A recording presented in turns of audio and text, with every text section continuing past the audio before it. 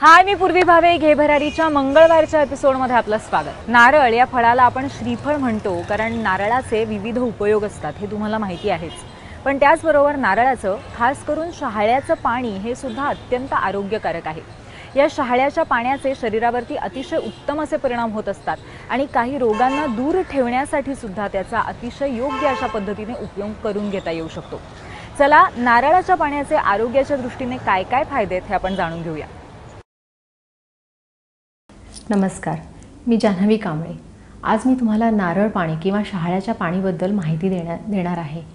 नारळाचं पाणी किंवा शहाळ्याचं पाणी याला कल्पवृक्ष म्हटलं गेलं आहे, कारण नारळाचं पाणी किंवा शहाळ्याचं पाणी हे जवळजवळ सर्वच विकारांवर उपयुक्त औषध म्हणून सिद्ध झाले आहे आणि उन्हाळ्यात तर याचं सेवन करणं खूप महत्त्वाचं ठरतं. हे शरीरातील अतिरिक्त उष्णता व पोटातील कृमी दूर करते.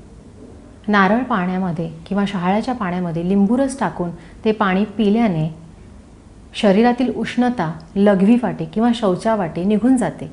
नारळाचे पाणी मलशुद्धीकारक आहे.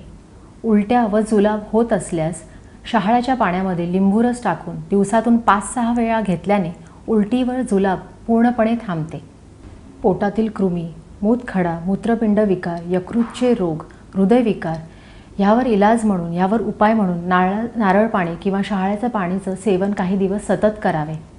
त्याच्यामुळे औषधांचा झालेला दुष्परिणाम दूर होतो आणि शरीरावर जर सूज आली असेल तर तीही ओसरते. गरोदर स्त्रियांनी शहाळ्याचं पाणी सेवन केल्यामुळे बाळ सदृढ होतं. नारळ पाणी नियमित सेवन केल्यामुळे चेहऱ्यावरच्या सुरकुत्या जातात. चेहरा अगदी तजेलवाणा होतो. चेहऱ्यावर पांढरे डाग आले असल्यास शहाळ्याच्या पाण्यात लिंबूरस घालून चेहऱ्याला लावावे व 15 ते 20 मिनिटांनंतर धुवून टाकावे. त्यामुळे ते डाग निघून जातात. चेहरा अगदी मऊ आणि चांगला होतो. थकव्यावर नारळ पाणी हा एक खूपच उत्तम उपाय आहे. नारळ पाण्यामध्ये मध घालून प्यायल्याने थकवा पूर्णपणे पळून जातो.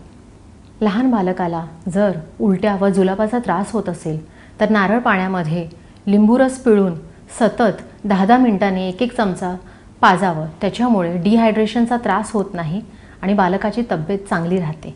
नारळ पाण्यामध्ये भरपूर प्रमाणात मॅंगनीज, मॅग्नेशियम, पोटॅशियम, कॅल्शियम हे आहेत. त्यामुळे हे आपल्या तब्येतीसाठी खूपच फायदेशीर आहे. त्यामुळे ह्याचं सेवन नियमित केलं पाहिजे तर आपली तब्येत खूप चांगली राहू शकते.